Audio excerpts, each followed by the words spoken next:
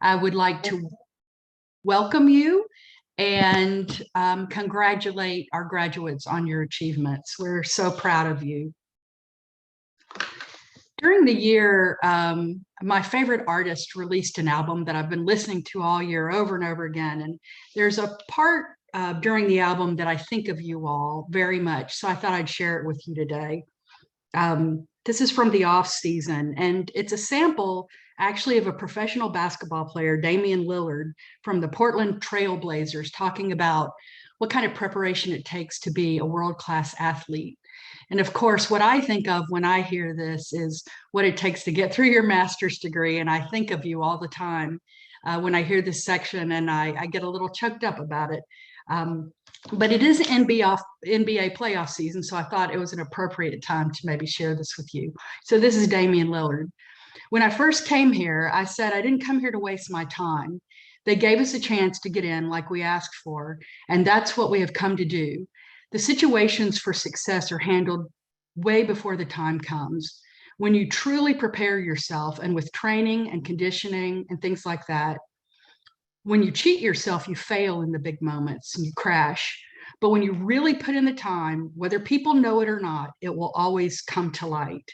Well, you have truly put in your time, and today, all your hard work and your achievements do come to light. And that's why we come together to celebrate you. We do know that you've made many sacrifices to be here. You have made sacrifices of money. You could have taken your tuition dollars and spent them going to France. You may have foregone income in order to have the time to go to school. You may have foregone some self-care. You may have spent long nights working, not had that babysitter for an evening or that massage you needed.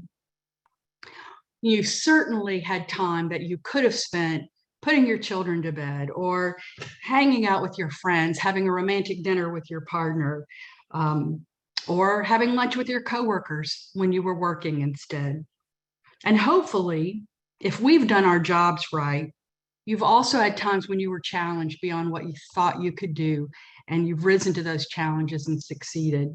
So we're very, very proud of you today. We also know that none of this happens in a vacuum. It takes a village to raise a master's degree. And so I'd like to invite all friends, families, partners, anyone who's here to support our graduates to turn on their camera for just a moment, if you'd like. We'd like to hear from you because we'd like to recognize you. I first would like to recognize the partners of our graduates. Husbands, wives, spouses, significant others, whatever yours is called. We thank you for all the support that you've given our graduate through this journey. Thank you, sincerely. We know it's as hard, it can be as hard on you as it is on our graduates.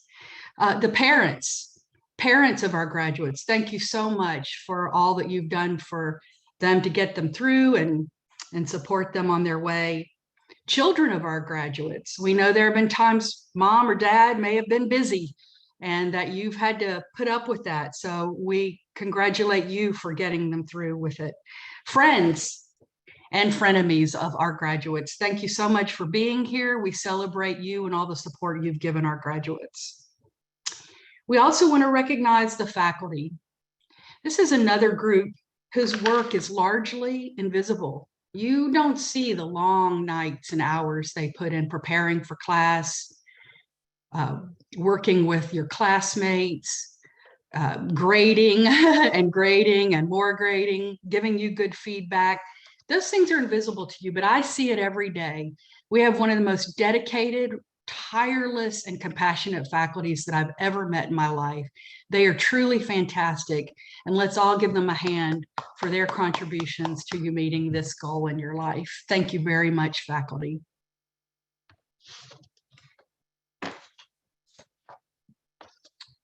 So now we will introduce our first speaker.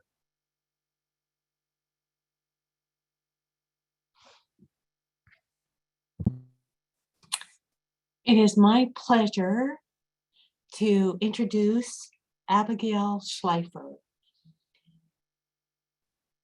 Abby is graduating with her master's degree in library and information science. Before pursuing her graduate studies, Abby also attended UNCG for her undergraduate degree in history and women's, gender, and sexuality studies. She also had the opportunity to work as a teaching assistant and graduate research assistant for the LIS department and has done wonderful work for us. Having now completed 5 semesters of coursework and several internships with UNCG's Jackson Library, the Greensboro History Museum, and Guilford Technical Community College, Abby plans to pursue full-time employment as an academic reference librarian based in New York City, all while working as a market researcher for Archway Pictures, a production and film distribution company. Abby will speak about a topic she calls Between the Trapeze. Thank you, Abby. Thank you. Well, first I want to say thank you to the Library Science faculty and department for asking me to speak with you all today. I'm very appreciative and feeling very honored. So good evening and welcome 2022 graduates, LIS faculty and staff, and friends and family and frenemies. Disruptive, savvy, and fearless were the first words I heard in library school. My professor, a seasoned public librarian, tossed all stereotypes of the meek, quiet, cardigan-clad librarian aside and made way for something new. Librarians are not meant to sit in the stacks, quietly read to themselves, and use the dreaded index finger to shush patrons, though some may assume that that is all that we do. Rather, library professionals are meant to disrupt the status quo, fearlessly defend and promote their values, and remain savvy in these efforts.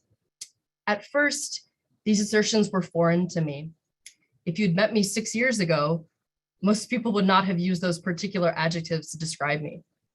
Years of imposter syndrome and changed majors speak to a feigned confidence I could not shake. Even now, 2 degrees later, as I head into the next chapter of my life and career, I feel an overwhelming sense of uncertainty at the path in front of me. See, I have always prided myself on having a plan. The ever-shifting dynamics of my family life, the premature death of my father, and my own internal doubts and insecurities all instilled in me the drive to seek stability, calm, and success at every opportunity. In short, I have always made the practical choice, equipped with the ever-helpful pro-con list and sensible rationale to match. On the whole, this inclination has served me well over the years, even if I did not always have everything figured out. And if I'm being honest, I really didn't. In March of 2020, however, the whole world was thrown into an unprecedented sort of chaos. I do not have to divulge the particulars of the pandemic, as I'm sure we have all lived, heard, and relived them over the past 2 years. Life has changed so drastically in such a short period of time, and not always for the better. For me, the last 2 years were everything but according to plan. Set against the backdrop of a global pandemic and the country's much needed reckoning with its deeply troubling past and present, I pursued my first master's degree entirely online.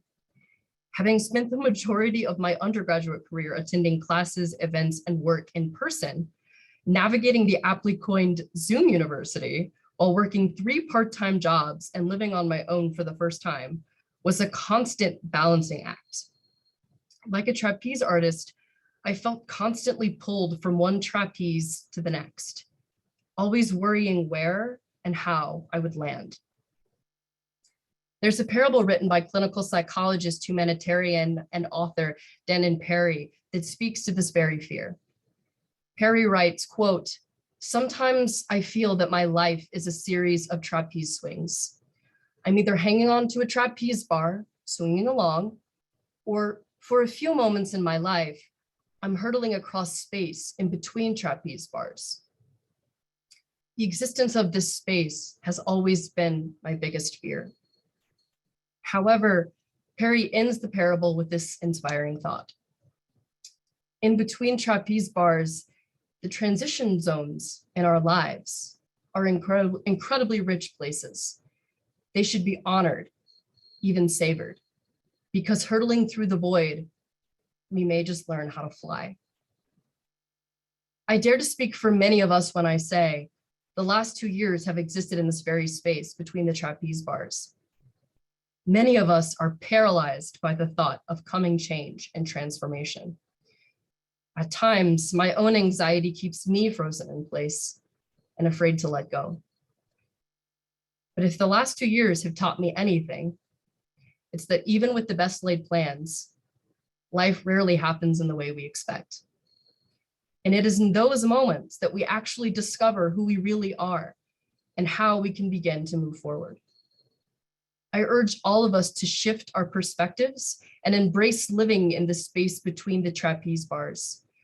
For it is there we can live infinitely richer lives and maybe even learn how to fly. Congratulations, class of 2022, and thank you.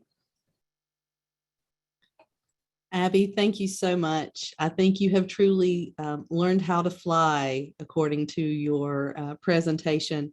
And I think we are also honored to have had you in our program and can't wait to see the next chapter that you have and that you're starting.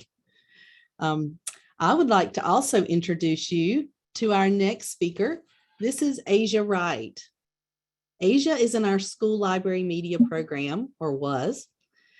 She has been in education for more than 12 years. She has a BS in business management and a master's in technology education.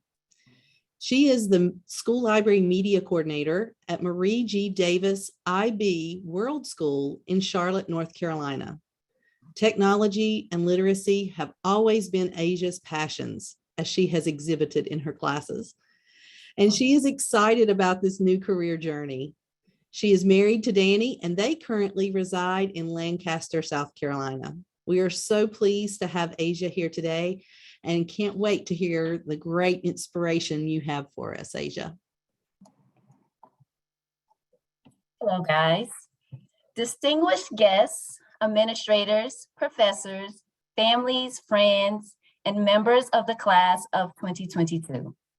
I am honored and humbled to address you on behalf of the MLIS department. I started my education career 14 years ago. My mother would always say I should consider a career in education. I thought, nah, that's not for me. But little did I know she was right. It has always been my goal in my field to create a safe, innovative, engaging, and fun learning environment. But I knew there was something bigger out there for me. So I embarked on a bit of soul searching to establish a place where I can give my full potential in education. Pondering about my likes and dislikes and what makes me happy, I came up with two things: technology and literacy. So now here comes the hard part. What should be my next step in education? When my mentor suggested that I look into becoming a media specialist, she opened my eyes to a world of endless possibilities, and little did I know that a significant part of the job entailed everything I was looking for in a career. Now, let's fast forward to this present day on this special occasion. Today is the day we are receiving our Master's in Library Information Science or our Master's in Education and Teacher Education Instructional Technology concentration degrees. We spent long nights working on our portfolio, double checking it repeatedly to ensure we had all the essential components, and emailing our professors and peers with many questions and comments about grades and work. Working on papers, videos, LibGuides, Padlets, and presentations have all brought us here today. We made it, guys. Your hard work and dedication have brought you to this point in your career, and now it's your time. It's time to use those tools our great professors have taught us. It's time to shine a light on media services. It's time to advocate for libraries. It's time to promote diversity into our book collections. It's time to create positive library spaces to our students. It's time to network within our library community. It's time to implement technology into school curriculum. It's time to provide professional development for our peers. Now is your time to make your mark in whichever direction this field takes you. I love this quote by Maya Angelou. Do the best you can until you know better. Then when you know better, do better. Our best efforts are our best efforts until we get more information that helps us improve. Always learn from your best, apply your teachings, and get better. To the talented individuals getting ready to embark on this journey, embrace the information given to you. Ask questions when you don't understand, and apply the skills and knowledge to help you become successful. There will be times in your journey when you feel like you aren't making an impact. Everyone's journey will be different, and that's okay. That is different. It's time and take patience, but eventually everything will make sense and it will all come together. I'll leave you with this poem called Library Poem by Julia Donaldson. Everyone is welcome to walk through the door. It really doesn't matter if you're rich or poor. There are books in boxes and books on shelves. They are free for you to borrow, so help yourself. Come and meet your heroes, old and new, from William the Conqueror to Winnie the Pooh. You can look into a mirror or read the Times, or bring along a toddler to chant some rhymes. The library's friend who loves to lend, so see if there's a book that she can recommend. Read that book, and if you're bitten, you can borrow all the ones the author's written. Are you into battles or biography? Are you keen on gerbils or geography? Gardening or ghosts? Sharks or science fiction? There's something here for everyone, whatever your addiction. There are students revising, deep in concentration, and school kids doing projects, finding inspiration. Over in the corner, there's a table with seating. So come along and join in the book club meeting. Yes, come to the library, browse and borrow, and help make sure it'll still be here tomorrow. To the class of 2022, you are special, and you make a huge impact on our students. The library world is waiting with arms wide open. So I want to challenge you to take that enthusiasm that surrounds you today out into the world with you and use it to obtain your goals. And wherever the next chapter in your life story may take you, make sure that in journey includes joy. Thank you. Amen, Asia. Thank you. Very well said. We appreciate you and your comments. Thank you for sharing your thoughts with us. Now I'm very, very excited to introduce Shelby Webb. Shelby graduated from our program just 1 year ago, but we have brought her back because, well, first of all, she's just simply amazing. But second of all, she is the diversity resident librarian here at UNCG this year, and we're just so delighted to have her back. She began her stint as diversity resident librarian with the University of Libraries in January, and she currently works in the ROI department.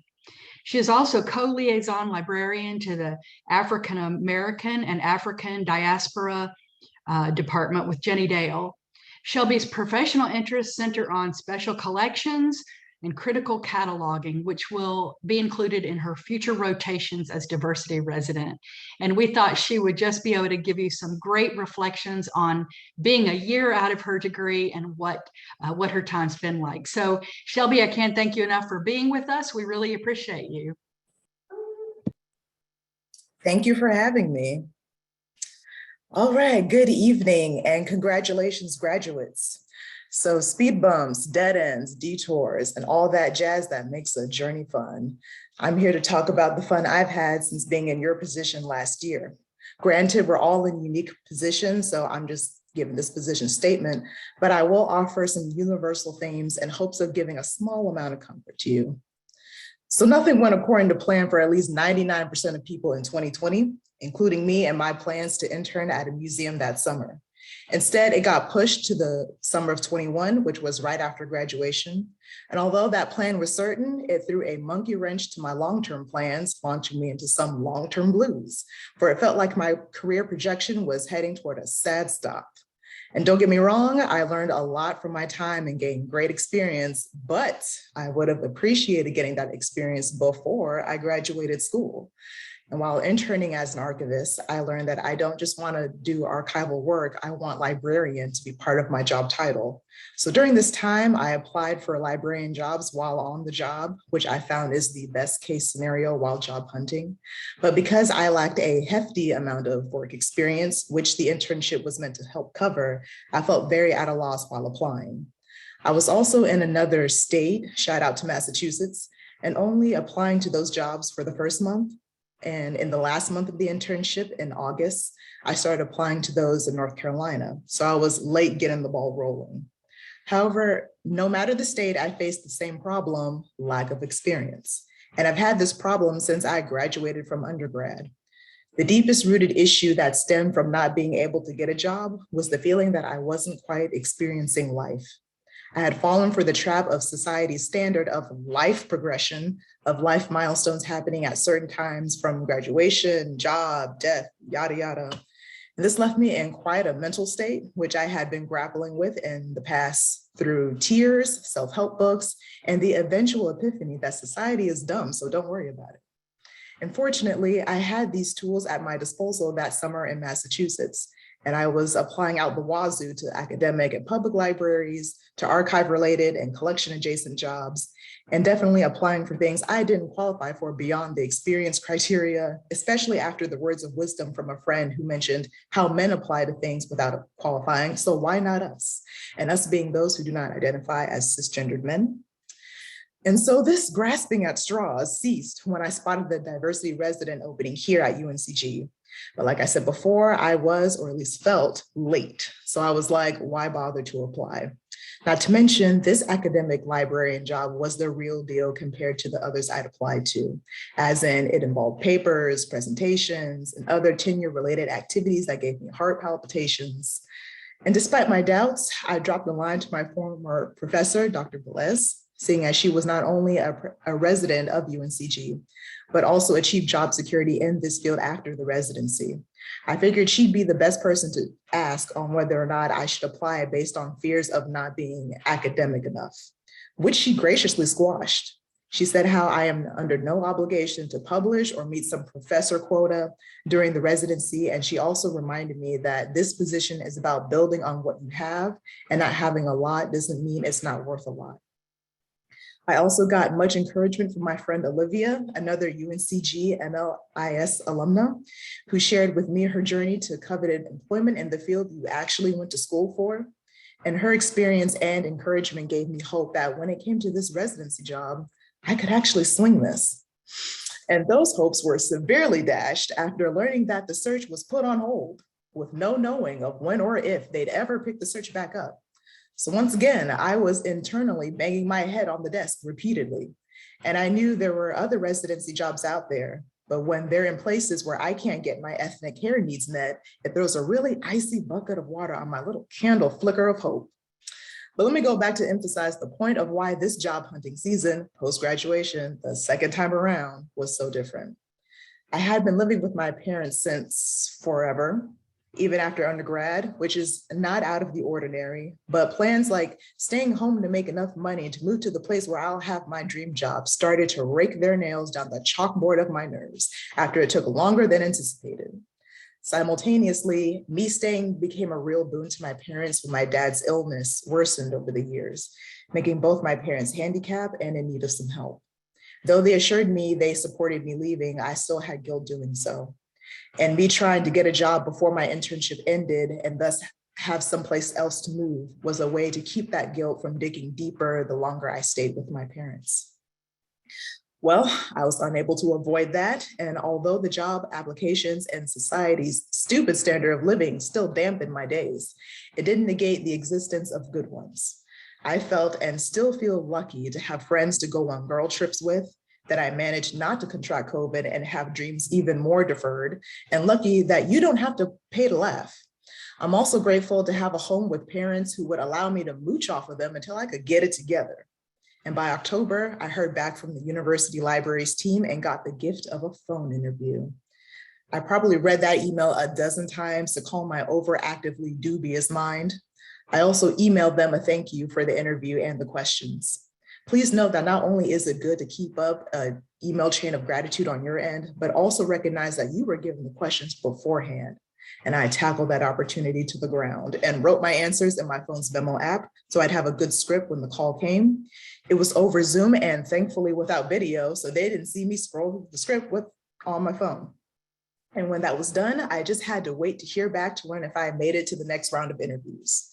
I thought my answers were pretty solid, filled with words that showed my experiences with collaboration, dedication to libraries, and commitment to diversity, equity, and inclusion.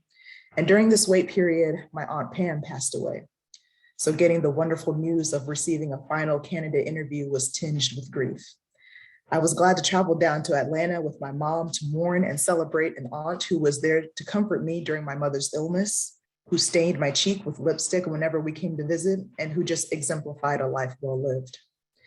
Between funeral service and family get-togethers, I brainstormed and researched for a presentation I had to give as part of the diversity resident interview, which was completely conducted over Zoom. I was given a schedule for a quick Q&A, presentation, a series of meetings with different departments, and a talk with our interim dean, Mike. Other than presentation prep, I had to do some snooping for the big day in November. I wanted to sound at least somewhat intelligent by asking questions about the libraries and their operations. So I mostly looked up strategic plans, its library news, and info on past residents. I wrote my questions in my phone memo app again and emailed a slide-by-slide script for my presentation to myself. I also commandeered my sister's old bedroom to use as my office. The interview was 9 a.m. to 3 p.m. with a lunch break and little breaks in between the department meetings. And the interview is advertised as an all-day thing, but for me, it went by like that, especially after the presentation. That was the most anxiety-inducing part of it all. But because I had practiced it a few times and had a script, I felt pretty good. I mean, I tripped a few times here and there, but there were normal trips. Like I wobbled, but I didn't fall down. And plus I got rave reviews from the faculty who showed up for it, which really left me feeling so accomplished and so rewarded. I certainly relaxed a little after that. And when it was completely over, I flopped face down on my bed. Victory, at least for that part. I was still very aware that I hadn't been offered the job yet. And part of me felt I was at a disadvantage because I went to UNCG. And maybe that meant I wasn't exciting enough or old news, possibly unfair somehow, as if in-house hires don't exist. And I was just worrying as a worrywart does. And to offset this, I applied to other jobs, trying not to put all my eggs in one basket. It's a basic guideline in job hunting that I followed since the beginning. But I was actually shocked when another possibility popped up in the form of a phone interview for NC State's fellowship program. Seeing as their residency wasn't scheduled to start till late summer of this year, and I wanted to start yesterday, this wasn't my ideal option. But patience is a virtue. Good things come to those who wait, and NC State is a good school, yet their program wasn't as good for me as UNCG's. Since NC State is an engineering science-focused school and my focus centered on special collections and general tech services, I didn't believe I would be their top choice. But what the hey, they reached out to me. I was going to wing it anyways, if anything, to just distract myself from worrying over UNCG's choice. They informed me of receiving phone interview questions beforehand, but since I didn't get anything, I thought I just imagined it. Lo and behold, my interviewer starts with, "Let's go over the questions we sent you." And I'm like, I'm sorry, I never received such an email. I even checked my spam. The interviewer was apologetic and offered rescheduling the interview to give me a fair shot, but I chose to continue because I still had my answers from UNCG's phone interview in my phone. And they weren't word for word, but the questions were asking for the same answers. So I got complimented for thinking on my feet, when truly I just made a calculated gamble of using what I already had. I mean, it worked, it made me look good, but I still figured my ability to only show interest and not demonstrated experience in the sciences would disqualify me in moving forward in State's residency program. And I was okay with that. I still had faith in UNCG getting back to me, and by December, I got an email about them doing a background check on me. It was a heavenly choir moment, and I thought it meant I at least made it to the top 2 and had Googled about background checks and figured that in a couple weeks, I would most likely know whether I got the job. So a week goes by, and 2 weeks go by, then my sanity said bye. And so I was really trying not to let my anxious reaction take away from my holiday spirit. I responded by going all in because it's the most wonderful time of the year, my favorite time. And I had held off watching one of my favorite holiday movies, Christmas Vacation, to save it as a way to celebrate. But instead, I watched it for the pure joy of watching someone celebrating Christmas, even if it kills them. And that year, that message hit a little closer to home. The end of the film served as a spirit raiser because though the main character, Clark, buffoonishly bumbled through mayhem and mishaps of his own making, he managed to find the true peace of the season. Even when a sewer explosion blasts a flaming Santa Claus sky high, you can still look up at the stars and say, I did it. And it made me feel like I did the same. And a few days before Christmas, Mike called to tell me about a little holdup in human resources making the final decision official. But that decision was all mine, whether or not I wanted the job. Talk about a Christmas miracle. I was in the car with my mom at the time. So when I hung up the phone, mouth agape, she was like, well, don't leave in suspense. So I told her the good news and we were driving home happy. My dad was just as glad for me, although he was sad to see me go. He was even trying to get me to work at the medical library at Walbeck, there in Fayetteville, where we're from. But let me tell you, that door didn't have a chance of hitting me on the way out. I had been looking at apartments in the area for months, and I finally had a shot at claiming one. I couldn't have gotten the call soon enough with those rising rent prices, but I managed to get a place and get settled in with the help of my mom and sister. And fortunately, the library team here are super flexible and accommodating when it comes to a start date. Beginning my career in a residency is a gift because it helps solve the famous paradox of needing experience for a job, but not getting experience unless you have a job. And I even get to dive into different departments and hands-on experiment to see which areas I truly want to focus in. This goes double for starting an ROI department, since instruction has been one of my biggest areas where I'm lacking due to focusing on archives and cataloging. But luckily, I've had the opportunity to work with Jenny Dale, the information literacy coordinator, to help prep and present for an IL session.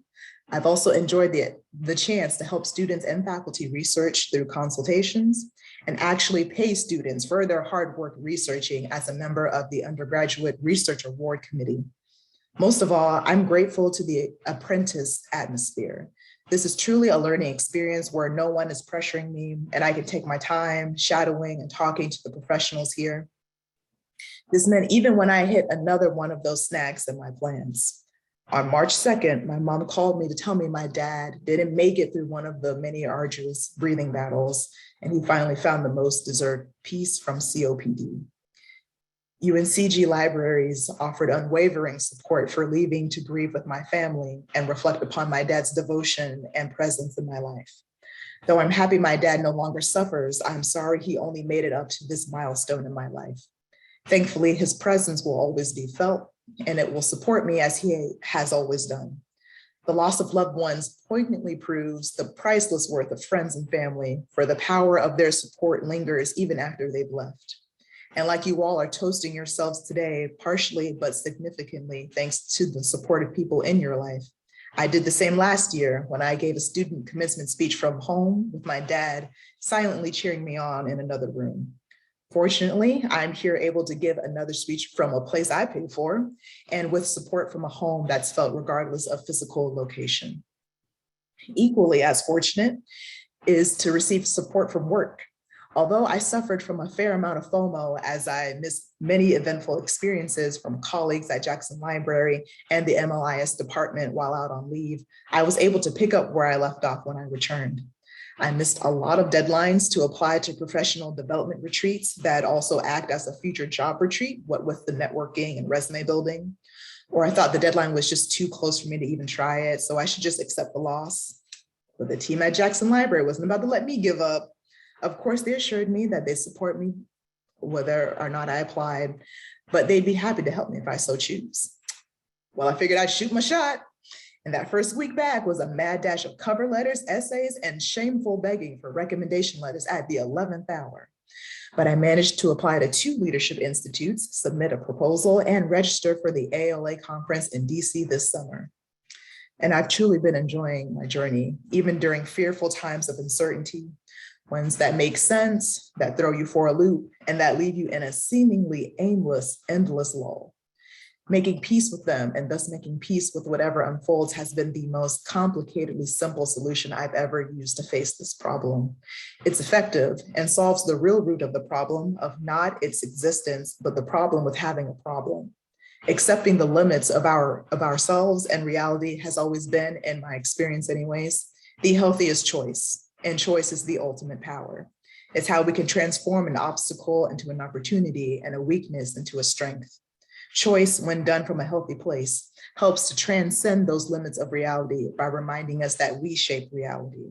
You could choose to counteract an anxious reaction with a response of awareness, recognizing that being on the clock does not apply to life, because life happens whenever and however, and usually out of your control.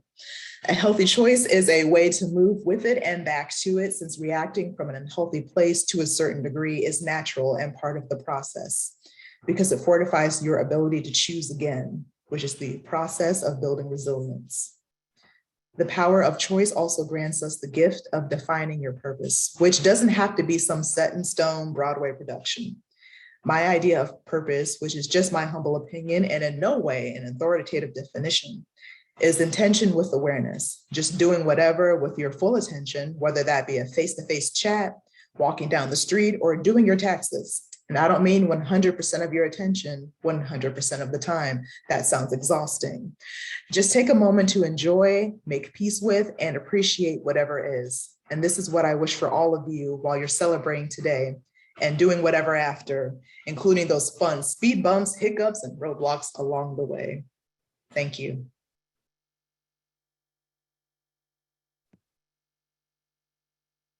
Thank you so much, Shelby. Really grateful for that. Nora, Dr. Bird, it's yours.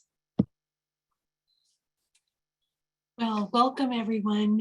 And we take this time to celebrate all of our graduates, whether they were able to join us tonight or not. And so we will be going through the names. As your loved one or colleague or friend is called, please turn on your camera and enjoy. And Tammy, do you have other tips? I do.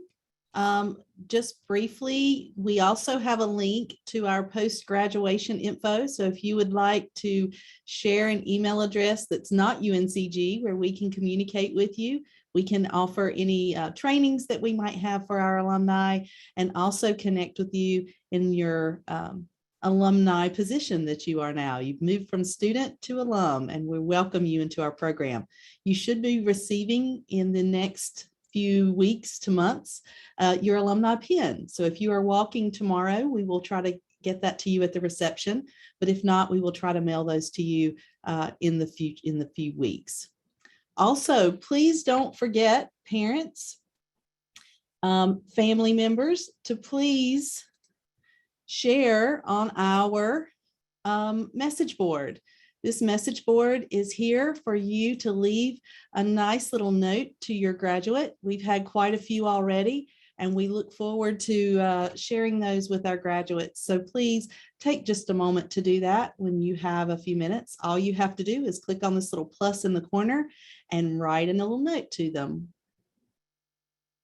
Lastly, in order for us to celebrate with you, we ask that only when your candidates or your graduates slide is presented to unmute your video. You will see that on your toolbar when you hover over your tools, and also unmute your audio. So we're happy at that time for you to unmute briefly. Each slide will be shown for about 5 or 6 seconds, so make sure you're ready. Everyone will be in alphabetical order, starting with our MED students, then our MLIS students, and finally our summer graduates. So feel free to unmute your video at that time, unmute your mic, give us a shout out, make some happy noise, and then make sure you mute very quickly afterward so we can move to the next person. So we look forward to that. And if you have any questions, you can put them in the chat and someone will get an answer to you. So now I hand it back to you, Dr. Bird, for the class of 2022. We will start with our brand new program. These are the first 4 graduates from our Masters of Education in Instructional Technology and Design. And they are Alana Brooke Cates,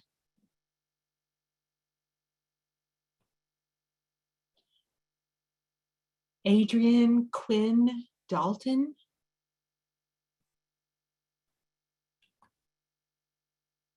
Beatrix Esther Hutton,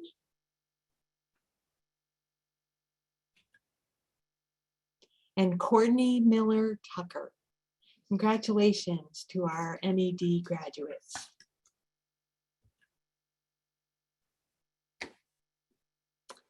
This is a much longer list. This is our Masters of Library and Information Science. And these are our graduates for 2022. Perry Alexander Anthony.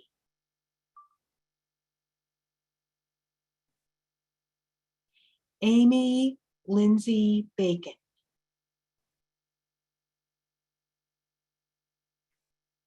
Megan Kathleen Weiner Baggett.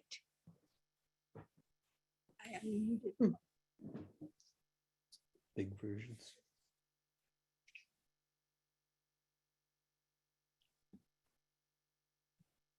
Robin Marshall Belay.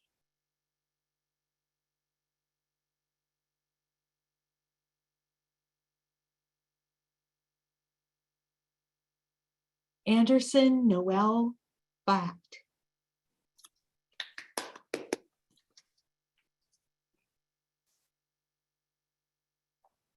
Morgan Elise Bauer.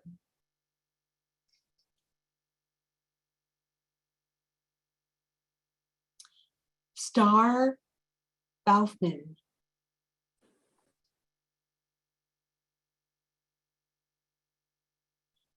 Victoria Bird.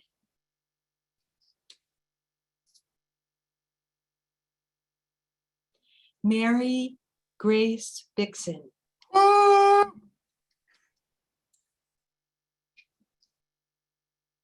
Megan Rosnovac Bowden.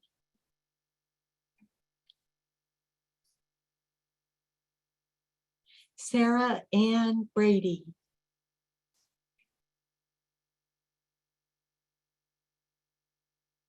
Dalton Lee Brown.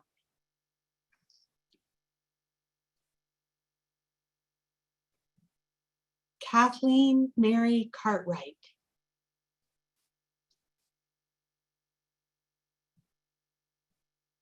Melissa Lee Casey.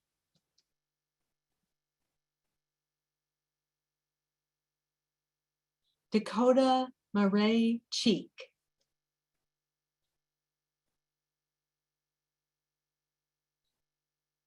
Margaret Ann Childers.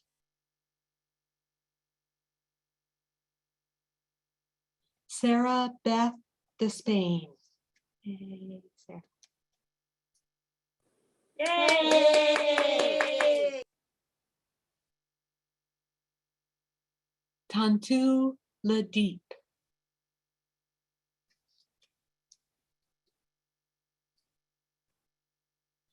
Kimberly Ann Diesel.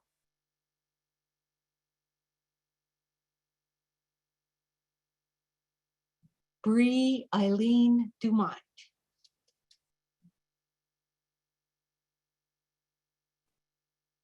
Amanda Burkhart Dyer.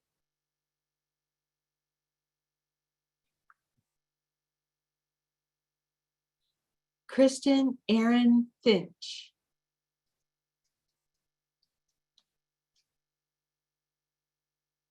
Marissa Lee Fowler.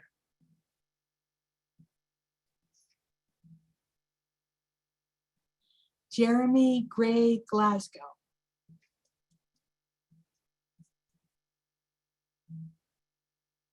Veronica Nicole Gomez. Yay.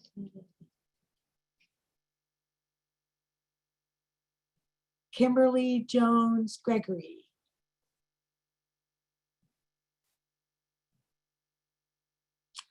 Bernard Hall.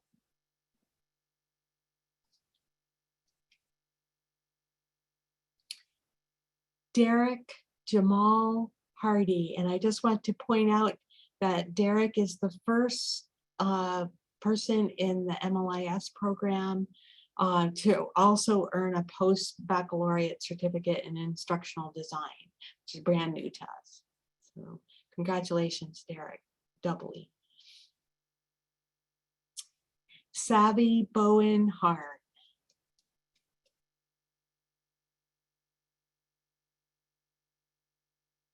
Alice Elizabeth Herring. Yay.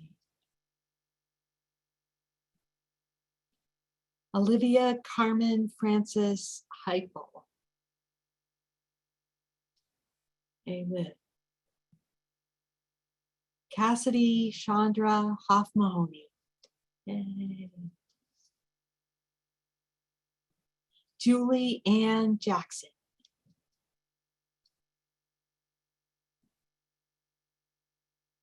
Morgan Diane Johnson.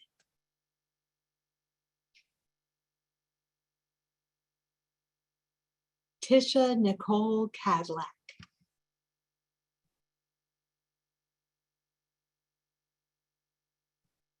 Erin Rose Kiesel.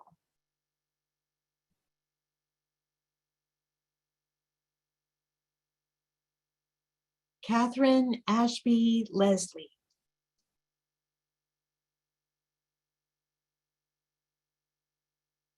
Daniel Burkhead Long.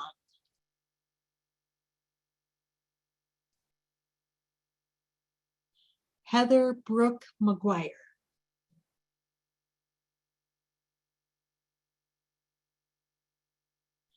Mary Celeste Mills.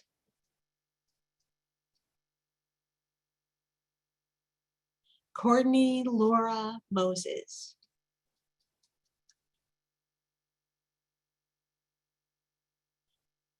Dorothy Abigail Norberg.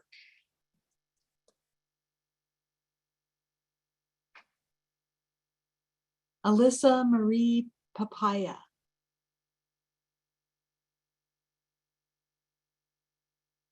Rachel Marie Penny.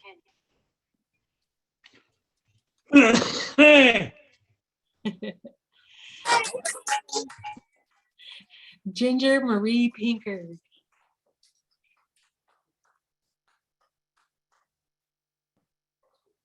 Chelsea Lindsay Robinette. So very proud, darling. Abigail Lee Schleifer.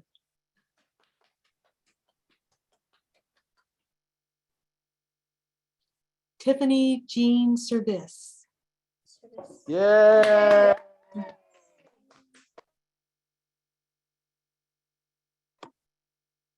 Brooke Christine Taylor.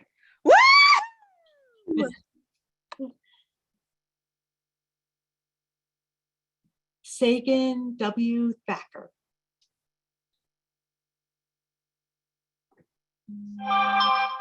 Craig Matthew Todd.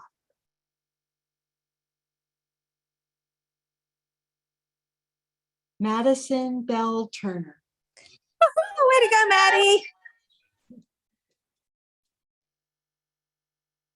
Melanie Ann Barbie.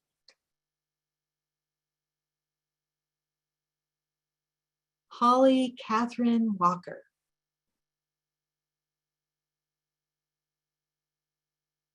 Asia Danielle Wright.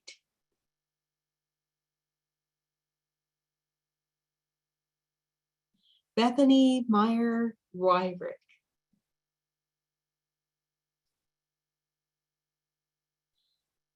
And we are just going to read the names of our summer graduates at UNCG. We graduates get to choose whether they are celebrated at the spring graduation or in the fall December graduation. These folks chose to be celebrated today. So Christy Ellen Adams.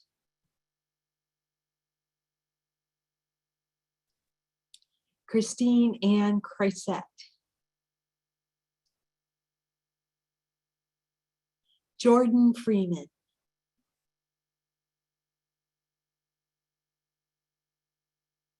Angela Lynetta Jones Gray.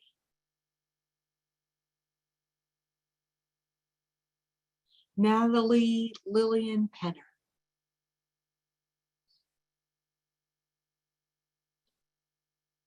And our mother and daughter team, Brittany Weston,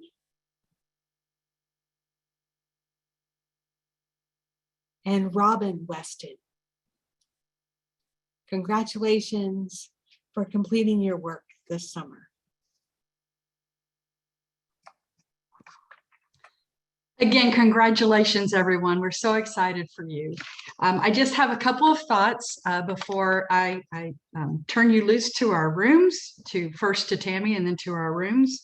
I'd like to tell you that we're not done with you. You have become part of our family now, and we are here for you. We're here to write you recommendations, to give you career advice, to do anything we can to help you along the way. So please keep in touch with us. Like us on Facebook, follow us on Twitter, stay in touch with the professors you were close to in whatever ways you can and will. We'd love to know when you get jobs. We'd love to brag about you on our social media. We just want to know where you are and how you're doing. And to that end, I'll just mention to you that next time this year, you will get a plea to fill out a placement survey. And I would ask you, please, to do that for us. It's a short survey. It helps us very much with accreditation, and it helps us to know where you are and what you're doing, and what kind of job we're doing with getting you all in the workplace. So please look for that and do that and stay in touch with us. I just want to reiterate a couple of things that the speaker said. Go into your career as you do today with an open heart and an open mind. You never know where it will lead. I started out wanting to be an elementary school librarian, which anybody who knows me will fall off their chair laughing about. And I ended up in an academic library. I never thought I'd teach. I ended up teaching. I certainly never thought I'd be an administrator, and here I am. So keep an open heart and an open mind. You never know where this will lead you. And I also, as Asia said, wish you joy. The joy of being able to make a real impact on this world. You're going to go out, I know, because I know how we've prepared you, and make a better, more intellectually free, more just world. And that's a lot to be proud of. So thank you for being here. Congratulations. And Professor Greer, I'll turn it over to you for last minute instructions. Wonderful. Thank you very much. Our faculty, if you would like to go ahead to our breakout rooms so that you will be there when our students go, I'll say goodnight to you so that you can close this Zoom room and go to your own Zoom room.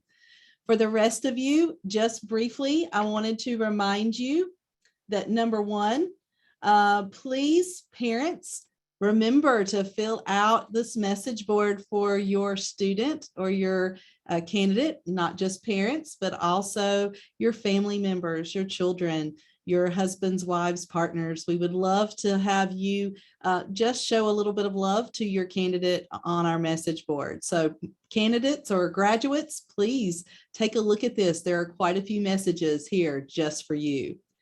On that note, I would like to give just a little instruction for how to join our breakout rooms.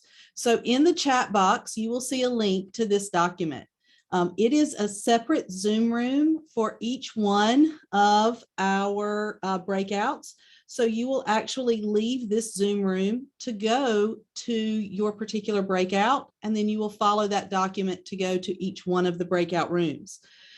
Prior to that, I also want to put in the chat box a copy of our post-graduation information. If you would like to be a part of our Alumni Association, we would love to connect with you. So we have our Facebook pages, our Twitter, our Instagram, everything is linked right there for you in this particular document. So we look forward to it, as well as some information about our alumni luncheon that's usually in the spring of every year. So this is there for you, and we look forward to meeting you.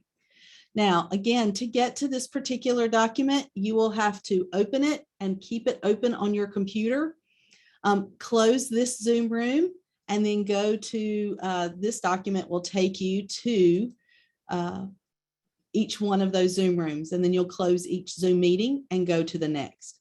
So parents, family members, we so enjoyed having you here today, hearing you celebrate with your child, your partner, your parent. So we look forward to seeing all the great things that will happen with your with the graduates. So with that, I look forward to hearing and seeing you in the breakout rooms. This room will stay open if you have questions, and you can put those in the chat box and they will be glad to answer them for you.